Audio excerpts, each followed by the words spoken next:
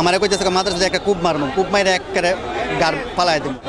ভাই আমি দেখছি, আমি চা বানাইতেছি, পরে ওই ভাইয়াটা দৌড় দিয়ে দোকানে ঢুকছে, আর 5 জন ব্যক্তি রান্দাও চাপাতি আর ওই চুরি নিয়ে মানে ওইখানে 2-3টা কূপ দিছে। কূপ দেওয়ার পরে যে আমি বলছি এই ভাই আস্তে আস্তে ভাই মাফ করে দেন, যারা হয়েছে না হয়েছে পারেন করতে মাথার চোদ আমার কইতেছে মাদ্রাসা একটা কূপ মারবো, কূপ মাইরে একেবারে গার পালাই দেবো।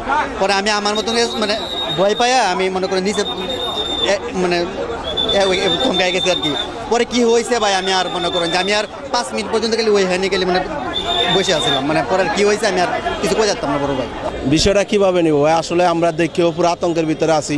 যেমন একটা ঘটনা এইভাবে চৌরাস্তার ভিতরে ঘটছে, কারণ সাধারণ মানুষ চলাফেরা করতে আতঙ্কের ভিতরে থাকে।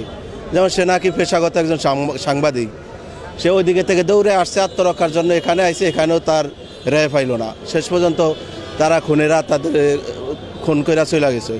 আসলে এরা তো সঠিক তদন্ত কইরা যারা এটার সাথে জড়িত ছিল তাদেরকে আইনের আওতায় আনাই আমি সবচেয়ে ভালো মনে করি। দেশের পরিস্থিতি তো খুব খারাপই। এই চৌরাস্তা মোড়ে এত মানুষের মাঝে যদি কুবাইত হয়ে যায়, তাহলে মানুষের তো জীবনের কোনো নিরাপত্তা নাই, যে কেউ যে কোনো জায়গায় কুবাইতে পারে।